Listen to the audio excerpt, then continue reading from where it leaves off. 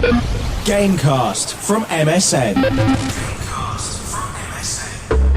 In association with Windows Internet Explorer 8. Right, and welcome back to MSN Tech and Gadgets Gamecast. I'm Jane Douglas, one of your MSN Tech and Gadgets editors, and here's Nick Taylor. Hello. And Iain Lee, as always.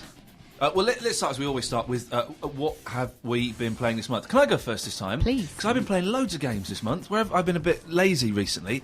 This month, I've just been playing lots. Heavy Rain and Mag, we'll talk about that later on. I think we're going to have a fight. Mm-hmm. And I've spent ages playing Echo Shift on the PSP. Have you seen that? Is that the recent one? Is it like Echo Chrome, but it's the one that came after that? Oh, I don't know. Stickmen. Yeah. Are there more I haven't before? tried Echo Shift. There was one. Echo Chrome. Oh, it's brilliant. And I've become obsessed with just playing this thing. It's one of the, you have to go and open doors and unlock things, and then it rewinds, and then you have to do it again with a different man, and and so I've been vaguely obsessed. Ah. I see. No, I've been. Have you heard of? You don't at all. Did you see the XBLA game, Misadventures of Yes. PB Winterbottom? I've been playing that. Have you heard of it at all? No, I've not. It's actually a similar concept, Right. but instead of having you have multiple characters in that you can make clones of yourself. So you record yourself doing one thing, Okay. and then you do another thing while the clone reacts. She's So already it sounds explained really it quite similar. much better than I did. That's the similar thing. Yeah, same kind of concept. It's a bit like Braid as well, because you remember how Braid had that time travel sort of reversing mechanic. This is the same, but done with kind of clones as well. Neat. Okay. Yeah. I've also Chinatown Wars on my iPhone. Oh, right. And it's really good. The controls are a little bit fiddly, particularly when you're driving, but it's brilliant. But even better on my iPhone, I've become a little bit obsessed. Doom, original Doom on the iPhone. Controls are fantastic, plays superbly. You can have a little Wi-Fi thing going with someone. I don't know anyone else who's got it and is in the same room as me, which is a shame.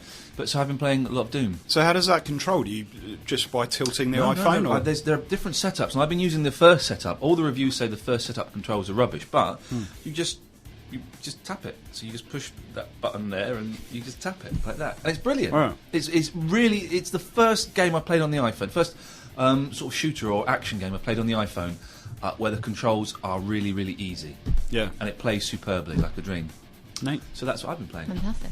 Jane, what about you? Heavy Rain as well. We can come to that in a bit, I'd yeah. say. And Battlefield Bad Company 2. That was this weekend. No, I saw the advert for that on TV last night. It looks brilliant. I know, I'm enjoying it. I'm playing through the single player, which is sort of missing the point because it's about the multiplayer. Right. But I always consider the single player campaign as like the training for the multiplayer, so I don't embarrass myself too horribly. So I'm working through that, and I tried the first one, but I didn't complete it, and really enjoying the second one. There's all these destructible environments, which are massive fun because you can.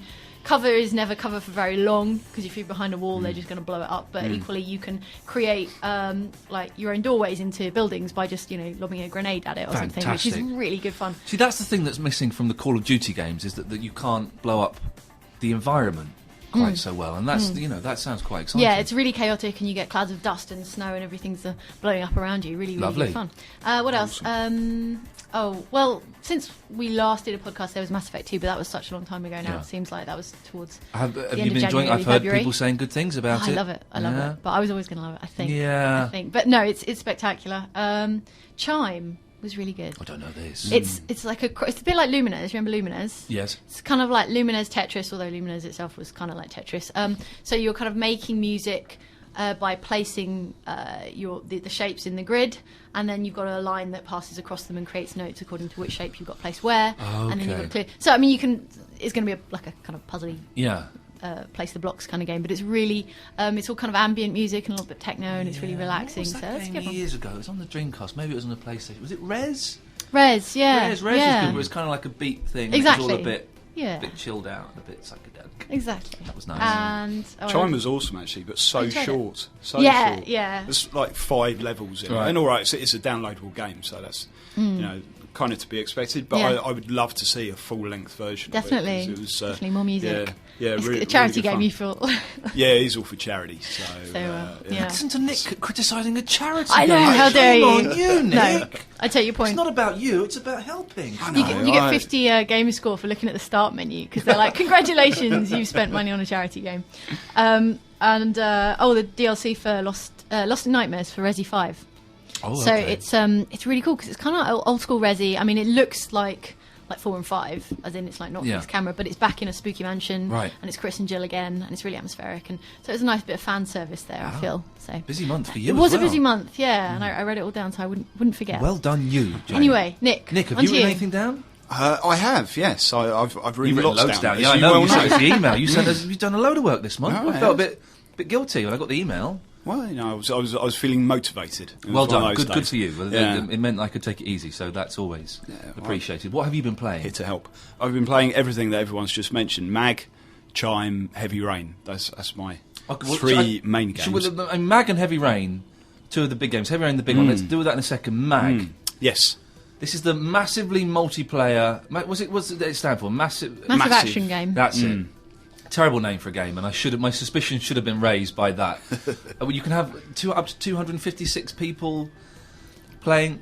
What did you think of it, Nick? I was kind of torn with Mag. It's the really massive maps and massive player thing. I don't think comes across as well as I really had hoped that it would.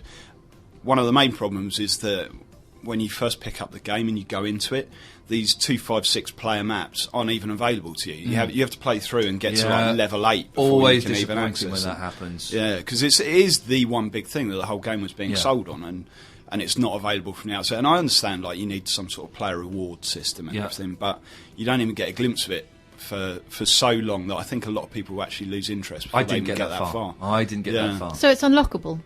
You level up in the same ways you do in Modern Warfare or whatever, and you have to become a level 8 player. You have to do some dull training things on your own, and then you can go into. I think the first one is like 34 or 36 or something. Yeah, maybe 64 players. I think. So is the idea that you don't get thrown in the deep end? It's supposed to be training that leads you into a basically, and it's supposed to like sort of lead you through some various systems in the game, like leadership and all that sort of thing. But instead, I think you feel a bit lost. Yeah, I want to get thrown at the deep end. Yeah. I know, apart from a few little tricks that this has got, I know how to play these games now. I know, tell me what the buttons are, and I'm there. Yeah. So I want to get thrown in at the deep end. What I would say on the big plus side, though, is that I found it a far more tactical shooter than lots of others that are around at the moment, specifically Modern Warfare, where you go in and all you hear is people just ranting at each other and shouting if they talk at all. But as soon as you go into Mag, you hear people talking tactics to each other, even if they don't already know each other, which is really refreshing, because that really makes a game for me. If you can go in and actually be coming up with plans of how you're going to take out the enemy rather than just running off on your own shooting. See, that's why I liked Rainbow Six online as opposed to Call of Duty, because it's a lot slower, and it isn't just people. Call of Duty, you can just spawn and within a second you've got a bullet in the head. With Rainbow Six, you can crouch behind doors and you go, right, you go around there. The few games that I played online on this, and I only played a few because I found it infuriating, I didn't notice the tactical stuff. It was just people just rushing into the middle of the map and everyone getting shot and someone getting the top of a building, and that was it. I thought it was, first of all, I thought it looked awful. These graphics are from like 10 years ago, and I guess they've done that to make it so you can have 256 players on. They brought the graphics down, but I just thought it looked and sounded like it was from like 1999 or something awful. And the few games that I played online, because I did find it very, very tedious, with the training up, the leveling up, it was just a mad rush. People shouting at each other, and I didn't enjoy it at all. Yeah, I definitely get the graphics point, because it's very glitchy as well. Yeah, I had a few experiences where I would run out of the spawn point and suddenly find myself back at the spawn point after I'd run 10 seconds down the road, and what's going on here? Some comedy voice acting in there as well, such as it is. You can choose your voice from 10 different nationalities as you create your character at the beginning. Yes. And there's only one British option, I think. Who's the most English person in the world. Why do you need a voice? Tally ho, chaps! Let's go shoot this chap over here. It's just...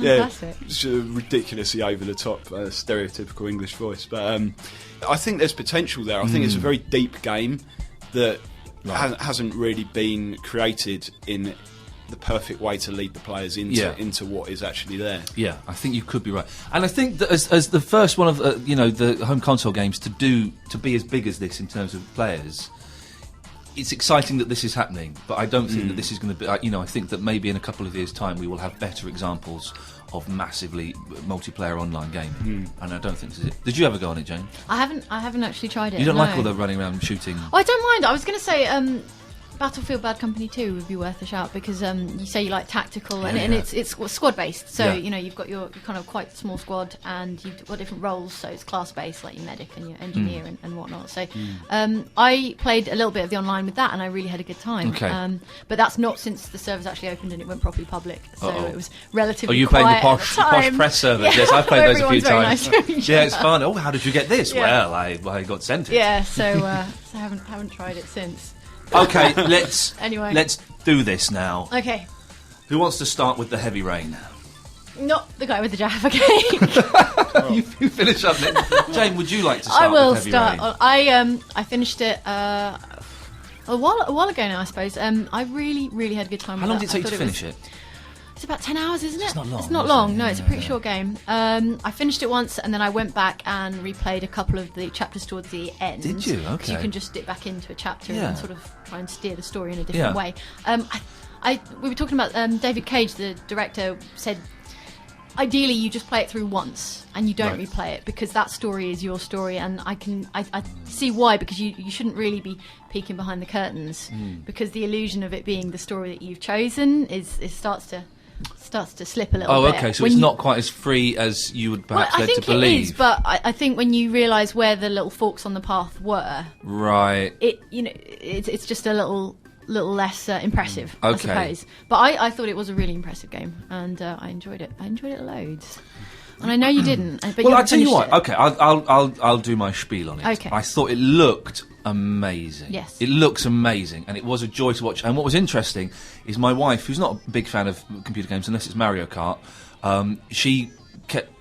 I was getting a bit bored. She kept saying, "I want to play a bit more. It looks good. Go on, play. Go on and see what happens." So she was enjoying it as a viewer, and had it been a movie that looked like that, I would have quite happily watched it. I didn't get very far into it. I did the first bit where you're walking around his house. I got up to the bit where you become an alcoholic or something. Your son has died and you're an alcoholic. You've been divorced, yeah. You're divorced. Exactly. And I was stuck in this guy's house for 40 minutes, right, trying to find the trigger that would then set the next thing off. And I couldn't find it. Yeah. Should I send him to bed? No, he can stay up a bit later. No, he can go hungry. All right, fine. What am I supposed to pick up? Where am I supposed to go and to make it happen? I went out and shot a few hoops in the back garden. I read a thing in the newspaper about people dying. I went and turned all the lights off. I thought maybe I got to turn the lights off. Your kid was being neglected the whole time. He just sat there watching. I was trying to watch the cartoon. The cartoon was good. He's watching pirates. That was it. Okay. Pirates. And so I spent 40 minutes in that room. Another thing, I don't like games where you can't run. If you know you've got to get somewhere, don't make me walk it. Let me get there. I know we get there. Let me get there quickly. Let me run up the stairs. I found that tedious. And then there wasn't a save point unless I missed it. And so I switched it off. I went back to it. I had to start that whole level again. I thought, do you know what? Life is too short for this. I'm just not gonna. It's Shenmue for the 21st century. Now Shenmue was interesting, and I played it, and I completed the first disc of that. Then I didn't save it and lost it, and I was well annoyed. But it was interesting, but it wasn't much fun to play. And I think this is interesting. I didn't find it much fun to play. Yeah, it took me the first hour or two to properly get into it. I think. And that seems to be common to most games these days. You have to put that kind of time investment in at the beginning before they really open up to you. Yeah. And I think that it says a lot that you might turn off in that first couple of hours and decide, actually, this isn't a really great game. Because I felt once you get into the third, fourth hour, suddenly you're really hooked. Right. And then it really draws you in. But asking people to make that kind of commitment is not always practical, but yeah, once you get into the story proper and you start opening up all the other different character paths and everything like that, then it really does. You just get drawn into the story, and the story looks great. And I've seen the advert for it, which looks brilliant. I've seen clips of it on YouTube. It looks great. I just couldn't get into it. The story is good. It's got some interesting story paths that go on. I think, as we were saying before, if you were just watching it on the telly and it was a programme, you'd sort of go, oh yeah, that's not a bad story. I've seen all that sort of thing before a bit. But because it's in a video game, it's awesome, because video game stories are normally rubbish, frankly. And this is a step above, and you're properly involved in it. And the thing about people watching it with you is so true, because my girlfriend had the same thing. And really? I said, I've got to show you this game, and she was really sort of like nonplussed about the idea of me showing her a game, but she sat down and watched it, and she was enthralled instantly. Yeah. It's an amazing game for people to watch. What is the trigger in that room? Just in case I ever go back to it, what do I need to do? I think, well, you have the cloud of thoughts. So you think, I should probably make dinner for my son. You then have to approach the son and you kneel down by the sofa, and then the prompts become like, would you like to have some dinner now? You wouldn't talk to me. You wouldn't talk to I couldn't do that. I couldn't do that. Yeah. I had a big row with him. I told him to go and do his homework, and he wouldn't, so I turned the telly off. You have to give him a little more time watching TV first. I turned the telly off. That's bad parenting. Yeah. So he ran out the stairs in a huff. Wow. And that was that. He got told off as well. It's funny. This isn't really a spoiler. He came up to me later in the game and said, I said, how was school today? And he said, I got told off because I didn't do my homework. Brilliant. And that was my fault. Because you didn't make him. It's very funny hearing you talking about it like that. And I said to him, okay, listen, I will reserve judgment then properly, and I will give it another go, and we'll... You might get on better with some of the other characters as well, because there are 4 main characters. I want to be a lady. Can I be a lady? There is a lady as I'd like well. to be a lady. And you get to have a shower with her as well. Yeah. So it's equal service. So. Excellent. Everyone's happy. But I think everyone tends to be drawn towards one character more than the others, so maybe this one is not the one that's going to interest you. I didn't care about his problems. Okay. Well, that's that sorted then. Excellent stuff. What a lot of games we've been playing this month. It's fun, isn't it? I've kind of forgotten the games. Actually, really, really good fun. I should mention, actually, I'd completely forgotten, and it's kind of telling that I did forget. I tried Final Fantasy 13. Oh, yes. And it didn't even make it onto my list of games I've been playing. You didn't like it? To be honest, I've only gotten about 3 or 4 hours in, which on the scale of a Final Fantasy game, which is 40 hours long, is not very much. Yeah. And the reviews have been coming out, and they say the same thing, and it's about right that you're not out of the tutorials until 10 hours, 15 hours in, something like that, depending on how you play. It's very linear to start off with, and quite hand-holdy, which I don't know is good maybe if you've never touched a Final Fantasy game, but again, I think maybe there's something to be said for being thrown in at the deep end, letting you find your own way. Maybe this game should have an option. Have you played this sort of game before? Yes or no? Would you like to get thrown in, or do you want to mess around for a week learning how to do it? Maybe there's something. Well, it's a bit like that with Heavy Rain, because I did actually start it again over the weekend just for fun, and it's trying to teach me the controls again. It's like shake the controller to dry yourself off with a towel bit, and I'm like, I do remember how this works. That was it. The bit when I knew that I wasn't going to like it was when he's having a shave, and as soon as he's done that, I thought, oh God, no, I don't like shaving in real life. I don't want to now have to do it. You could not shave though. I didn't. Did you get not? Unshaved unshaved? Oh, okay, well, there you go. It's choice. Now, Nick, you've written this month's podcast. You've done all of the work. Let's go through these one at a time. Shall we? Project $10. Yes. Now, tell me what this is. This is EA, and it's not just EA, but that's EA's name for this idea, which is effectively trying to make I'm going to have a Jaffa brand new talk games. For a long time. Direct question to me now. Yeah, I will. We'll leave you to finish that. Thank you. Jaffa Cake. It's to make new games more appealing as a purchase, rather than people going out and buying second-hand games. The idea being that you get $10 worth of DLC packaged with your brand new game. So it's a one-off code that's in there. So if it's you like buy day it of launch second-hand, DLC. So yeah. Is it stuff that you need to download No. to play the game? It's just optional extras that would... No, and this is the key. It's stuff that makes the game better. Right. So you can quite happily play whichever game it is. I'm trying to think of some Mass Effect 2 specific had examples. day of launch DLC that you got with a code that came in the box. Right. And it was called the Cerberus Network. It was just a few bits of content, and they're going to add more to it over time. Okay. But for instance, it was a certain level where you go back to the ship from the first game. that had been crashed somewhere.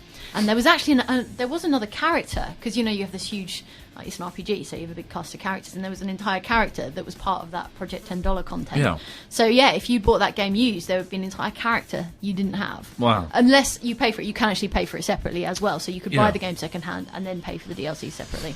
So it's to stop you buying second-hand games, obviously. Is the key idea. Yeah. But that's terrible, isn't it? Because games are so expensive these days. Well, there's nothing better than going in and just browsing through the second-hand games and seeing a little bargain of something that you wanted 6 months ago, but thought maybe I won't take the risk. It's only 15 quid, 20 quid. I'll treat myself to it now. But I guess they would argue that prices are that high because if they sell one game and it's resold twice or 3 times, then they only get the money on the first purchase, not the second and third purchase. So pre-owned games are taking money away from the publishers. Well, yeah, I don't buy that. That's what they would say. No, of course I'm saying. I don't buy that. When something like Call of Duty makes more money than Avatar or whatever, then you kind of think they're making enough money. It's not going to hurt them if this game gets sold on eBay or gets sold in GameStation or wherever for someone trades it in to get some more games. It seems very selfish. God damn it! Especially if you traded it in and then went and bought new games. If you're the kind of person who buys new games but then sells. Well, that is the way that people approach it these days, isn't it? Because games are so expensive. You do your trading, and then you can get a little bit of money off that way. But I think it's really unfair to go after people that are buying second-hand games in this way, because at the moment, okay, maybe it's not real essential content that you're missing out on, but it could be. But you can see how this might develop over time, and then eventually you are really missing out if you don't go buy it new. So you're almost forced to do that. But I kind of feel like it's a middle ground between what we have now with box copies that you buy in shops and some point in the future where it's all completely digital. Because the point with a digital game, if you buy the entire game online, you can't then go and sell it back to a shop, and you can't give it to your friend. So it's yours forever. But without any trading. And the kind of Project $10 is sort of halfway between that, and you have a box copy, but you also have digital content that is yours and can't be sold on and can't be lent to a friend. Well, it can't really be lent to a friend. So it's kind of this sort of stopgap solution before it goes completely digital. It's not like the 80s when you would, you tape, remember you tape albums for your mates? You say, I've got the new Frankie Goes to Hollywood album here, I'll tape it for you, can have it. And it's not as if you can pirate these games. Not easily, no. Well, not. I mean, of course it can be done, but it's a very fiddly business, and not many people really bother with it. So it's not as if they're stopping that. They're just trying to stop kids buying a game. Yeah. Funny thing is, there's a charity shop near where I live, and they had a sign in the window, and it was an EA Games. Have you seen them? I've seen this, and it says, effectively it says give your games to a charity shop, and I think then you get points at like the EA store. I'm not sure what you can trade them in for exactly, but it's another way in which they're trying to discourage people from actually taking their games back to game or wherever. Instead, you should donate them to charity and have people. But then people are going to be buying them from the charity shop. They're going to be buying them from Sue Ryder. So yes, what's yeah. I don't know. It's all very confusing. Very quickly, going off on a tangent. Sorry, I just read a thing last night that Batman: Arkham Asylum is going to be re-released. There's going to be more bits and pieces and in 3D. Whereas I'm not, as you know, I'm not particularly taken by the 3D world, but it does annoy me a little bit that I wouldn't mind Batman in 3D because that could be quite good fun if that were the case. Yeah, it could be. I went back to Batman the other day. Actually, it's awesome, isn't it? Yeah, I've not played it for a while. And I got about 20%, and I need to crack on with it because it is. It's a good game, Batman. Making it 3D doesn't make me any more excited about playing it personally. You're not excited? Okay. I'm a 3D naysayer. That's me. What else have you got for us, Nick? You went to in San Francisco. What was this? That was fun. It was an Xbox event, right? And it was basically previews of everything big that Xbox has coming out over the rest of 2010. Natal. Was it there? Other than Natal, sadly, yes, which is still heavily under wraps. There was a big do. There was a big do that you guys didn't go to. It was only for celebs. No, I wasn't. That was the thing. Right, Danny Blooming Wallace was there. Two lads from Hollyoaks were there. I know that much. They told me they were going. I wasn't. He got to play a driving game, and he said it was very good. Really? Yeah. No, but we didn't hear about that. So no Natal there. Okay, but so what I don't know. Undecided. Natal. So what was at X10? What was at X10? Well, Halo Reach was there. Not playable, but they had demo levels of Halo Reach. They're launching a beta for that soon, aren't they? Soonish. Right, you can sign up for. Yeah, you can sign up for that With ODST. ODST, yeah, that's you bought it, ODST last year. Yeah, and so Halo Reach was there, looking very spangly. Fable 3 was there as well, which was also hands off, and Fable 3 looked really cool. We had an introductory demo from Peter Molyneux showing us a few of the things that he's built in. There's not loads to show yet, but the weapon morphing system was pretty cool in this. Instead of morphing your character through their experience, they're now morphed by the weapon that they use. Right. So if you have a big heavy sword, you become like a big muscly character or whatever. But your weapon also morphs as you use it. So depending on the type of creatures you're slaying with this weapon, it will take on a different appearance. Yep. It might start developing little parts of those creatures across it. And it's even customised depending on your current gamer score. So it's a really clever way of using what currently doesn't have an awful lot of purpose other than bragging rights to actually make an in-game difference. So if you've got a big gamer score, you get a more impressive sword. Absolutely, really? Yeah. You get a little sort of quirky little things will happen to your weapon. This little thing, my gamer sword is rubbish. But it's a cosmetic changes, right? All cosmetic. It's not going to affect how powerful it actually is. That happens as it levels up. This weapon levels up in game. I see. As it does become more impressive looking, yes, it will be more powerful because you will have killed more things with it. I see. But that was pretty cool. But the thing he goes on about loads, Peter Molyneux, is the touch mechanic that's in this game, which is designed to make all of the characters interact with each other properly, so that you can hold hands with characters. And Molyneux always says this. I remember him saying something similar about Black and White or whatever it was, and getting it and going, well, it's a bit rubbish actually. It doesn't do what he says. He always. I love Peter Molyneux. He's a very nice chap, but he always bigs himself up a little bit. And this one can read your mind. All right, Peter. Yeah, nice one. Okay, thank you. This did look really cool. He showed a demo of it where you're strolling through the streets. Like Albion has moved on 50 years. They've had an industrial revolution, and there's beggars on the streets now and things like that. And you walk up to this beggar and he goes, "Oh, are you going to take me home and cook me a nice dinner?" But you end up leading him to the workhouse. You're taking him by the hand. And as you get closer, the demos you see for Fable 3 were so dark. As you get closer, he starts straining at your hand, trying to get away with this guy, and starts screaming and hollering as you lead him into a life of slavery. Yeah. Wow. But and what he was saying is that those sort of decisions become much more meaningful because you've got to actually physically do them, right, rather than just select an option off of the menu screen. I mean, it was an interesting glimpse into sort of what might happen in this sequel. But the one that I really liked was Alan Wake.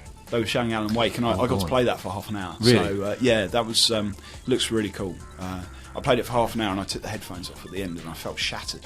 It was it was genuinely creepy and very, very heavily influenced by Stephen King style horrors, and that sort of thing. There's references to The Shining and stuff like that. Is it scary? I was having a row with my friend Paul. We were talking about earlier on. Is it scary? Because I am adamant there are no scary video games. That there are no game is scary because I am an adult and I know it's just a game and it's not even Resident Evil, nothing like that. You might get the odd jump. But is this game scary? I think it depends on your definition of scary, really, because I think it's not going to. Well, the small bit that I played, it didn't feel like it was going to keep you awake at night. It's not like one of those psychological horrors that you see at the cinema, like The Ring or something hideous like that. Yeah, it's a good film. Japanese one, of course, not the American remake. Yeah, obviously. Yeah. But it's got the shocks. Okay. When you're actually in the game that make you go, oh. What was that? Do that again? Oh, what was that? He did it again. Like that. Jamie, are you ever scared by games? Yeah, I think we talked about this before, and I find games quite scary, some of them. So, but you find movies scary. It's not that you're just hardened and don't find anything terrifying, I'm a wuss. I find life terrifying. But you don't find games. But movies scare me. Games. Books I can get scared by books, but games, it's it's just a game. I'm not. It's funny. No. Anyway, sorry. So anything else at X10 that you saw, Nick, that Alan Wake, when's that coming out? Is there a release date for that? Alan Wake, where are we? May 18th. Okay. Memory, which is now going to be exactly the same date that Red Dead Redemption comes out, I think. So it's a bit of a clash between two big games there. But yeah, it looks really good, and it looks like the story is going to be quite well developed for it. The concept is that you're a writer, and you've written a novel that you don't remember having written, and you're finding pages of it across the levels as you go. And as you find a page of this horror story, it starts to come true before your eyes. So quite clever concept behind it, and yeah, looks genuinely creepy. Very exciting. I suppose we have to address the PS3 muff-up that happened, where it was the Millennium Bug 10 years late. Well, it wasn't really a Millennium Bug. It was a leap year bug. It was a leap year bug, was it? Because I missed all of this, and then I had a few people text me saying, "Oh, my blooming PlayStation's knackered," but I didn't think anything of it, and suddenly it was on the front page of the Metro the next day. I kind of think maybe it was a slow news day. You don't usually get that kind of coverage for a... No, but I think it was because it was millions of people global, were affected. That's true. And it was all around the world, was it? Yes, did it hit? yes. And so it thought it was a leap year, and so on the... It expected February 29th to come, and it didn't. And it blew its mind. Yeah. When it didn't come, it reverted to January 1st, 2000. Of course, as you would do, yes. Yeah. I do the same when I expect a leap year. Do that? And it couldn't log onto the network, and it couldn't run certain games, and people was kind of locked out. Well, they actually advised people not to use their PlayStation while this thing was being fixed. Wow. Which was, that's a big thing for a games company console to do, is you don't touch it. Yeah. Don't turn it on. We'll sort this out our end, leave it at that. It was resolved the next day, wasn't it? It's the following day, everything was fine again. They sorted it pretty quickly, yeah. I mean, fair play to them. They did sort it very quickly, but it's it was similar to. Do you remember the Zune bug last year? No. It was caused. I mean, it was apparently it was caused by a similar chip, a minor chip. And there was a Zune bug, and it wasn't. It was caused by a leap year problem, but it actually happened December 31st, 2008. Wow. But it was the very source of it was something vaguely similar, apparently. So I thought that was interesting. Do you remember the Millennium Bug? Disappointing, wasn't it? Planes were going to fall out of the sky. Yeah. Cars were going to crash into each other, and there was a they had a big, I remember on the night they had a big. Charlie Brooker actually on his Newswipe did a recap of the Millennium Bug, and they had Peter Snow doing a big, and this is what's happening here in Malaysia, and nothing happened. It was rubbish. It was rubbish. I remember reading about a guy in America who had a bunker, and he was going to go down into this bunker, and he had enough food there and to last. And he's still down there. This is what I wondered. Do you think anyone told him? He had enough food to last himself forever. Wow, disappointing. Maybe he's still there. Anything else? I've got very quickly. Monster Hunter Try. Yes. Is that how you pronounce it? I never know how to pronounce it. Tree. No, it's Try. It's Try. It's going to be free online play for the UK, whereas in Japan they've got to pay for it. So I had a go on Monster Hunter Try. I struggle with Monster Hunter games, to be honest. This one did look quite good and looked more accessible and less, how can I put it, geeky than the previous incarnations.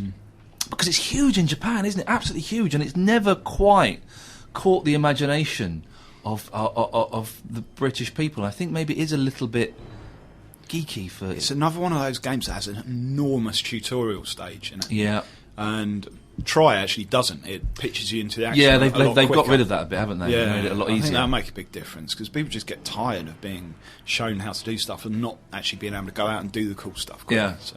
Have you got anything else, Nick or Jane? Infinity Ward studio heads were fired, let go by Activision. Now, do we definitely know that? Because they were. That's the latest. Yes. That we're allowed to Jason say West now. Is and it? Vince Sampella. Because there was some insubordination and breach of contract, apparently. But I mean, the details on that have yet to emerge. You know, what was the nature of that insubordination? I don't know. I haven't got them on speed dial. Do you know what happened? What's the outcome of this? Well, Activision came out saying that there'll still be a game in this year, as you'd expect. That's going to be a Treyarch one, right? That's right. There'll still be a game in 2011. Right. A Call of Duty game in 2011. Yeah. There will also be. They said in a press release there's going to be an action-adventure game in the Call of Duty series. Right. But it's not clear whether that action-adventure game is the 2011 game or whether it's another kind of a branching off for the franchise. So, and it's a little bit up. They're bringing in another studio as well to work on it. Infinity Ward is still involved, but there's this Sledgehammer Games is also involved. Surely these two dudes will just go off and set up another company. Everyone who worked with them will go with them, and they'll make a game called Fall of Beauty or something. Oh, no, surely they'll do something like that. Is that? It's not impossible. It's not impossible, but I mean, the Modern Warfare brand is so strong, and that belongs to Infinity Ward. And it's generated just an impossible amount of money that you can't even begin to comprehend. Okay, well, let's. Shall we put out the question for next month and then look at the forums? Do you think that makes sense? What's the question for next month? Well, I liked what you came up with, Nick, about best power up, best weapon.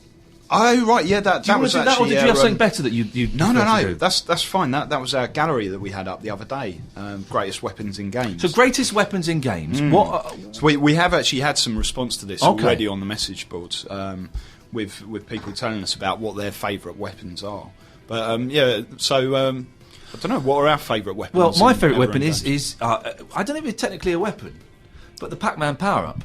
There's something very, very exciting about eating that pill and seeing Inky, Blinky, Stinky? Winky? I think so. And one of them doesn't rhyme, does it? Oh, there was like... Oh, no, I don't know. That's the Animaniacs. Was there? Someone go to the forum, tell us the name of the Pac-Man ghost, for goodness sake. There will be no prize, by the way.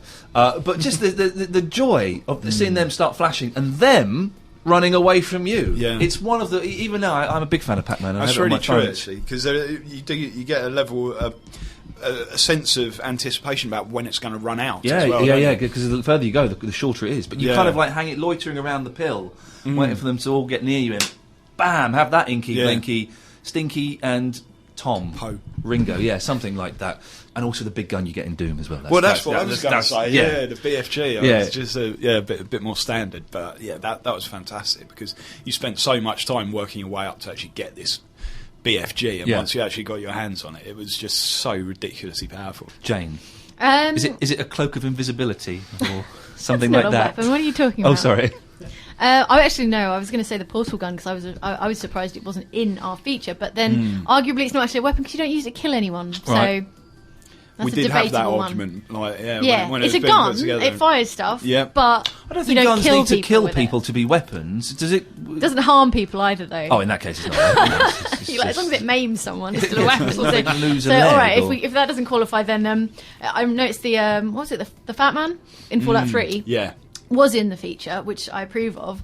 There's something. In that case, that's all right. Well done. There was something like it, but better. Well, I thought it was better in Mass Effect 2 recently, which is why I'm thinking of it. It's called Kane. I only got to fire it like once, twice, maybe 3 times in the entire game because you have to collect so much resource, like so much kind of ammo, effectively, to fire it just once. Right. That it becomes a really inefficient way of taking out enemies. But when you do, it's like, holy God, what have I done? Because the screen goes, and then and there's a mushroom cloud. And I like the Fat Man in Fallout 3, but somehow it wasn't visceral enough. Considering it was a small nuclear weapon. Yeah. And this Kane is just really kind of earth shattering and incredible. And the first time I did it, I was like, what have I done? What have I done now?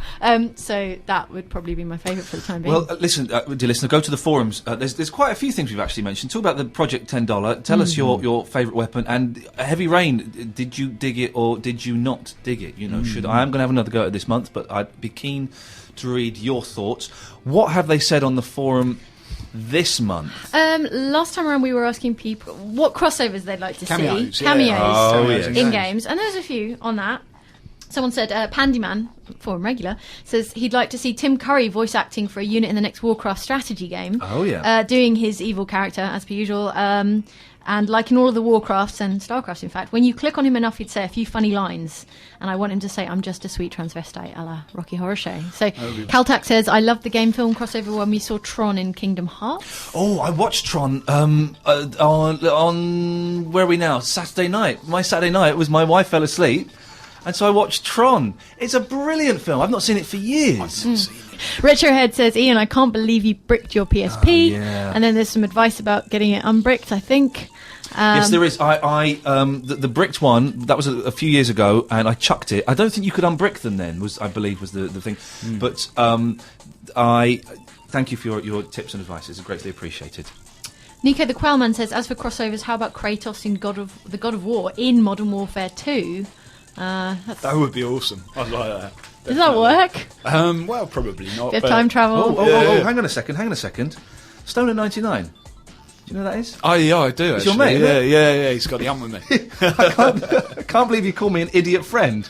I'm thinking of a word to describe you right now, Nick, and I'm pretty sure you know what it is. This is the fella who played FIFA 9 or something. That's right, yeah. I must apologise for not realising the difference between FIFA 9 and 10, but some of us do not get paid to play ruddy video games all day. This may sound like I'm bitter and jealous. You would be correct. There you go. The Asif says good game crossover would be Sam Fisher from Splinter Cell meeting Gordon Freeman from Half-Life. Okay. And about the iPad, what a joke. It's not a phone, it's not a laptop. What is it? It shouldn't exist. So it's a strong nothing. word. Strong word. Listen, I always go to the forum. We do love reading your comments, and I think we've given you plenty of homework to do this month. I am going to go home, and on the way home I should be playing Doom on my iPhone again. So. And then heavy rain once you get there. Yes, okay, I shall do that. You've been told. All right, go to the forums from tech.uk.msn.com, and we'll see you next time. Gamecast from MSN. In association with Windows Internet Explorer 8.